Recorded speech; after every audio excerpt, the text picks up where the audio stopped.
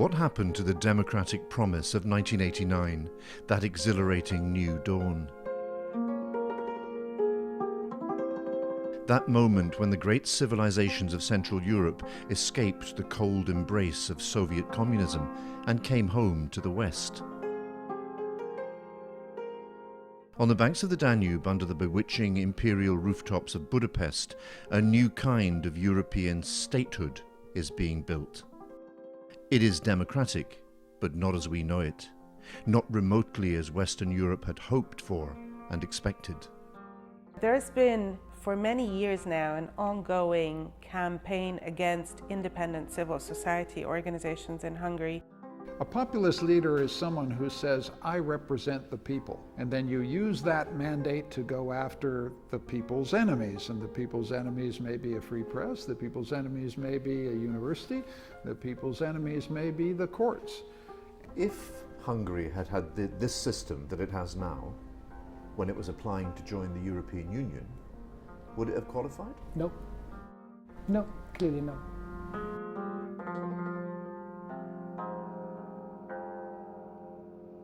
Hungary's ruling party have rejected the liberal democratic model that has shaped much of Europe since the Second World War. They see themselves as defending Hungary from being bullied by the big powers of Europe and by Brussels into complying with liberal policies that they see as hostile to Hungarian values.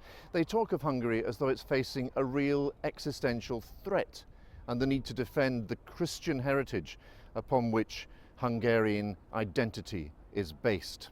They want democracy in Hungary for sure, just not liberal democracy. Instead, they want what the Prime Minister himself calls illiberal democracy. That has divided Hungarian society along lines familiar to Brexit Britain. In the cities, the young, the educated, the professional middle classes accuse the government of a lurch to the authoritarian right, of taming the judiciary, of bringing the media under government control, of clamping down on any form of organised dissent.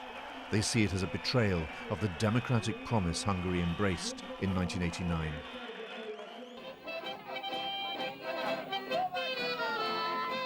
In the summer of that year, months before the fall of the Berlin Wall, Hungarians organised what they called a pan-European picnic on the border with Austria.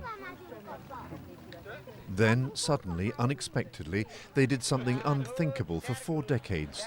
They tore down their section of the Iron Curtain, the first nation to open the gates. The 40-year-old division of Europe was breached. Hungary was open to the West. The emotional impact was huge.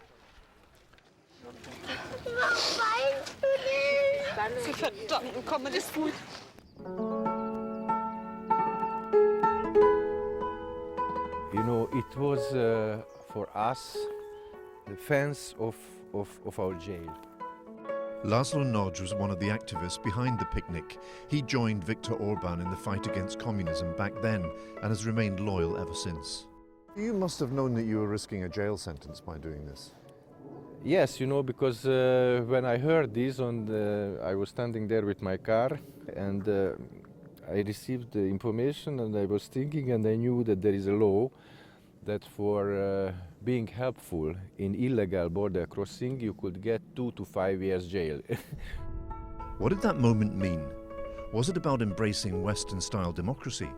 Or was it something more visceral, an act of national awakening? Western Europe, through the high life standard, became a postmodern system. Nation is not so important. Identity is not so important.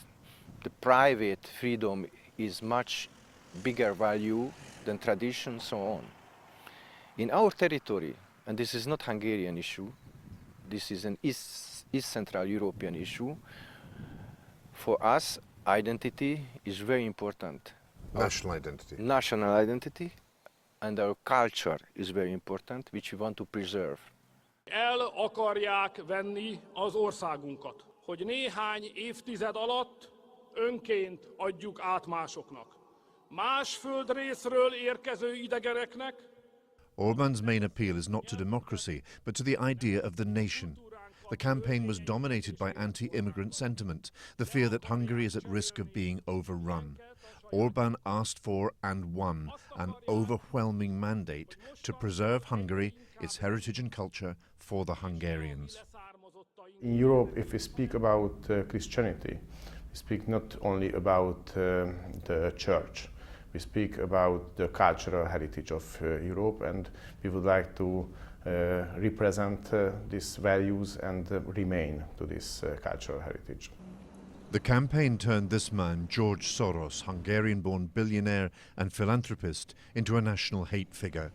For 25 years, Soros has funded organizations that champion liberal democracy. That made him an open critic of Orban's government. The anti-Soros rhetoric was fierce and unrelenting. The implication was unmistakable. Attack Orban, and you are attacking Hungary itself. The Fidesz government has promised a series of new measures to crack down on the activity Soros funds, including the Central European University, or CEU, which Soros founded in Budapest in 1991. The simple reason the authorities don't like CEU is not that we're an NGO, it's not that we're the opposition, it's not that we're trying to resist the government, it's simply that we're a free institution that doesn't take orders from the government. And we're one of the very few free institutions in the country. This is a government that has substantial control over the media, substantial control over the courts, substantial control over public opinion, substantial control over the economy, and we're not the last person standing, but one of them. And because we're a free institution, we're a problem. Everywhere now there is a growing fear that speaking out against the Fidesz government carries a cost. The Hungarian Helsinki Committee is a human rights organization that, among other things, helps refugees. It's also foreign funded. It has been publicly denounced by the governing party as hostile to Hungary. It knows it too will be targeted by the government's Stop Soros plans. We're described as an agent of George Soros. We are said to be complicit in global conspiracy where the European institutions, Brussels, Soros, and civil society activists and groups are wanting to drive millions of migrants, Muslim migrants, to Europe and Hungary with the aim of destroying our cultural and religious legacy and identity. The migration will be one of the most important issues in the next decades in Europe and all around the world. And therefore we have to have a policy about the migration. And we can respect the other opinion for other countries because it belongs to the national level in the European Union. But we expect that the other countries have to respect also our democratic decision.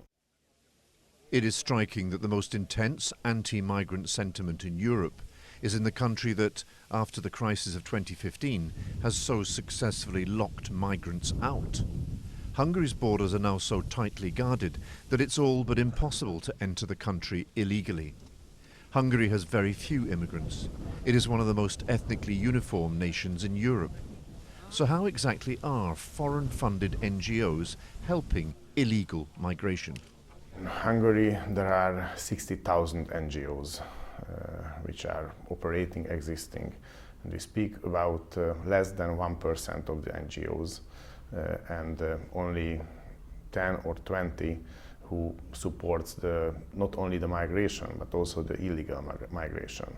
And we would like to stop this activity, but we speak only about the illegal migration. But what are NGOs doing to support that illegal migration?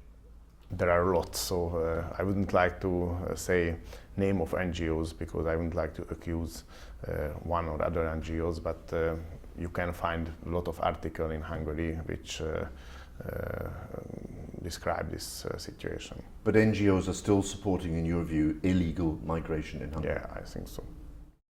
A few days after this month's election, the fiercely pro-government newspaper Figyelő published a list of names of people said to be working against Hungary for the foreign agent George Soros. Marta Pardavi of the Helsinki Committee found her name among them. The Hungarian government is going after people who have been standing up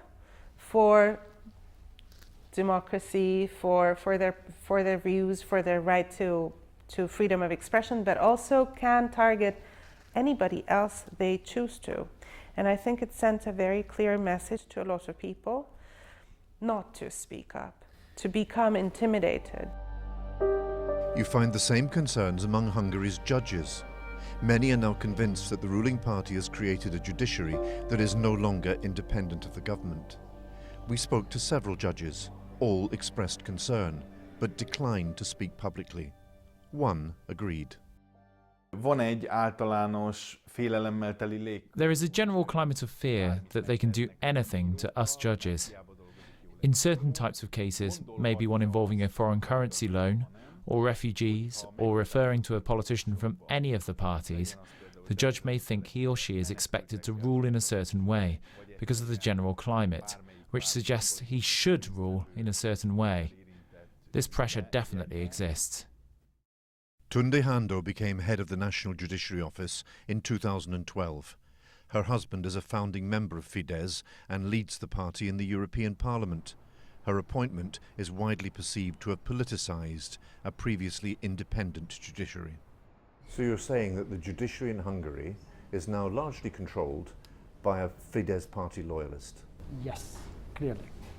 And it's very dangerous because all the relevant issues of the administration of the judiciary, for example, appointment of judges, selecting the leaders of the judiciary, the remuneration of judges, are decided by this head of the office.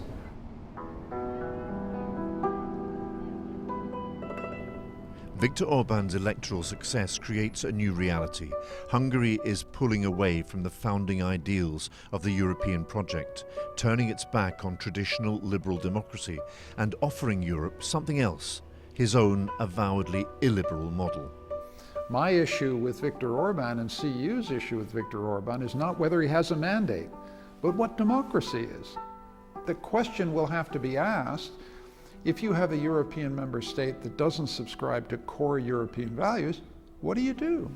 Nobody knows whether Europe will cross that bridge, but if it doesn't, said by somebody who loves Europe, Europe may not survive.